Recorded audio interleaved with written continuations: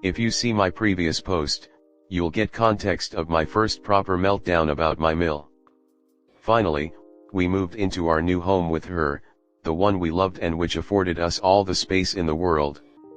My sil asked my mill to visit her so I could get a nice break from her, and so she's been away in Europe for the past 2 months, which has really afforded my husband and I much needed time alone, and myself deeper perspective about what kind of environment I want to create for our baby, who is expected to arrive in 2.5 months, and what kind of expectations I have for my own life, where I am not being pushed around by my mill and her issues. I've been nervous about her return back to our home.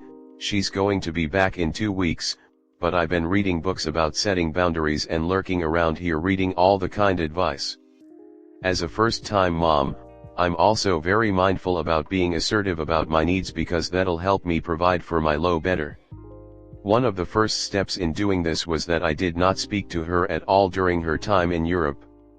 I know this bothered her, but in the span of the 2 months I've had 2 grandparents die, been admitted for an emergency in my pregnancy, all okay now, and every time she called me I told her I didn't feel ready to talk and stuck my ground. This annoyed her a lot, but it gave me so much peace to not have that sick feeling of rage and annoyance when she calls me and interrogates me and makes everything about herself. In turn, she has been calling my mom when she knows she's staying over with me to try and get me on the line. My mom's the best though and always saves me from it. Every day over the past few months I consciously reflected on what bothered me about her and felt like I was at best adequately prepared to identify what my boundaries should look like. But then in quick succession I got information that threw me off a little bit. Now I'm more sure than ever about setting those boundaries, but want to know what is the best way for me to do it without objectively being rude or offensive or disrupting the peace in my house, and maintaining the cultural norms of not being disrespectful towards elders, especially the in-laws.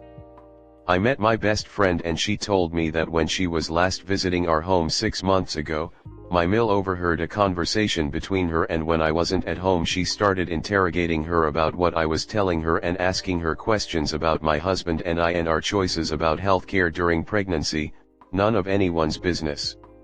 On her first weekend in Europe she blatantly lied to my sil about incidents when I was rude, literally making things up in one instance. How do I initiate this when she's back? Comment. You need to make a list of boundaries and a list of consequences for each boundary when it is stomped. You need to go over this with your husband and have him completely on board for this to work. You two will have to work as a unit to overcome her.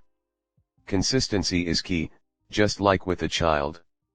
When she returns, you and your husband should have a dinner planned for the 3 of you. Let your husband lead the conversation. Make every boundary very clear. Maybe even post them on the fridge if she seems to have trouble remembering. Make this a talk about growth of your relationship and mutual respect. Have her move out? I know it's not culturally acceptable for you, but maybe another relative can take care of her? Your husband can maybe have a family meeting and tell them she is not getting along with you, his wife, and he needs to take care of his family needs first. It is just not working out with her. Maybe one of them can handle her for a while. She is already starting war, so you avoiding conflict will only make things worse and worse and worse because she will not stop. Let your husband handle this since it's his family, but let him know this is not working and something has to be done. Kick her out.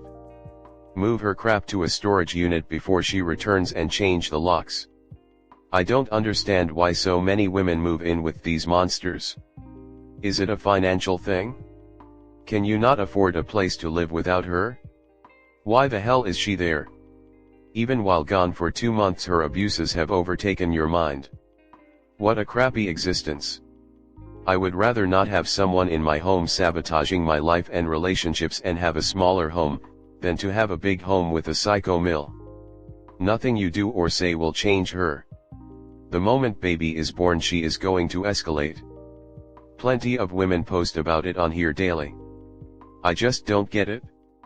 Your home is supposed to be your safe place, a sanctuary, and tons of women have let Lucifer inside. *PS, she has already started war by smearing you to everyone else.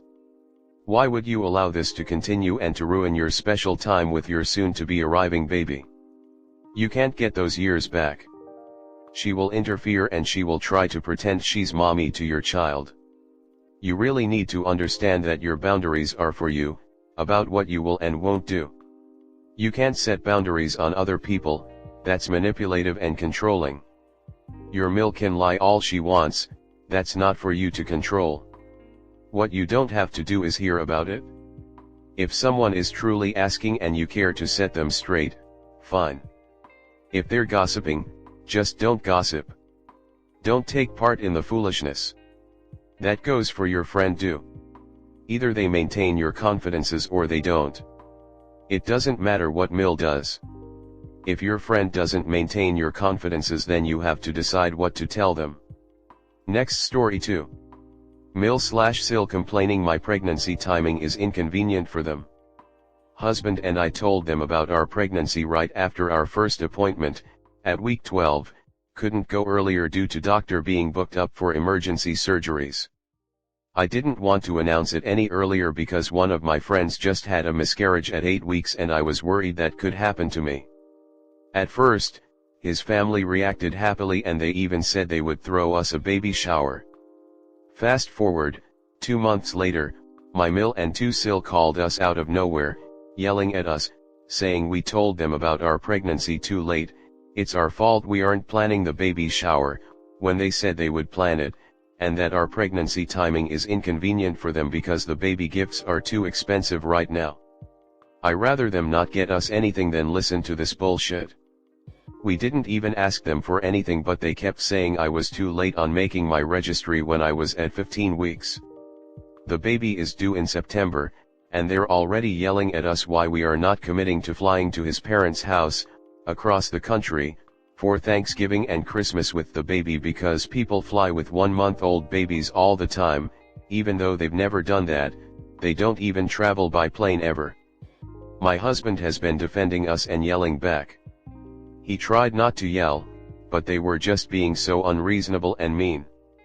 I am so tired of their selfishness when it came to our wedding, everything had to revolve around them, what they wanted, on their schedule, etc., and now for them to complain about everything related to my pregnancy and put all this stress on us in general. I don't need this stress or them in my life, especially right now. They're never going to change their narcissistic ways, my husband knows that too. I just feel so sad and bad that this is the situation and we can't see it getting better. Comment.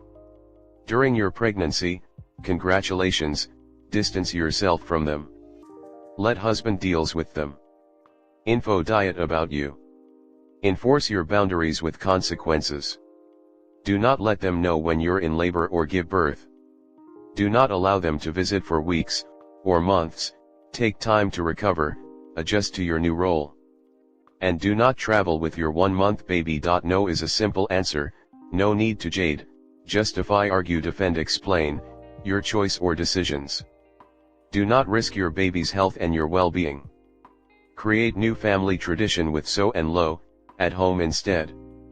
Before giving birth, have a talk with so about what you expect and what you won't tolerate from his family. Stop contacting them. They are behaving badly, and every time they behave badly, they get a week or 2 of time out. You and your husband are adults and you are entitled to make your own decisions about yourselves and your baby. They are wrong. They are wrong about the registry, they are wrong about the baby shower. They are wrong about traveling for the holidays with a newborn and postpartum mom. It's time for you and your husband to learn to politely but firmly say no thank you. Mom, if you are so upset about planning the baby shower, no worries, we absolve you of your responsibility, we will plan it. Mom, if you are so upset about the lack of a baby registry, no worries, we release you from your obligation to purchase any for us. If you choose to do so, please include a gift receipt. You and your husband tolerated their abuse for your wedding, you don't have to tolerate it for the baby. You and your husband don't need them. You have each other. You have doctors. You will figure this stuff out, like the rest of us did as first-time parents. You now have the perfect excuse to say no, we regretfully decline your invitation. You are pregnant and then you will have a baby. You and your husband are responsible for the health and well-being of yourselves and your baby. Your baby cannot speak for himself.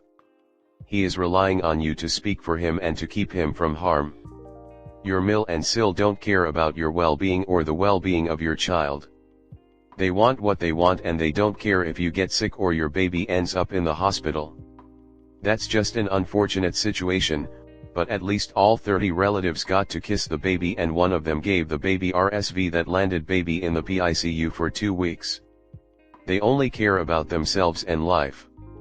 So, you and your husband need to stop contacting them, stop providing them with details, stop accepting their offers to help, start declining their invitations, except for the ones you really want to do. As for the holidays, no, you will be spending Thanksgiving and Christmas at home with your new baby. You don't need to yell, hubby doesn't need to yell. You and hubby are trying to explain why, and they don't care about the why. They are like little toddlers who want what they want. You need to treat them like the toddlers they are and say no. And then hang up. You don't need to justify anything. You are the parents, you both made the decisions together. The answer is no, we are not going anywhere for the holidays, we are staying home. If they continue to argue, say, sorry, but the subject is closed, goodbye, and hang up. You are trying to be reasonable with unreasonable people. You can't reason with someone who is unreasonable. Their demands are unreasonable, they don't need an explanation.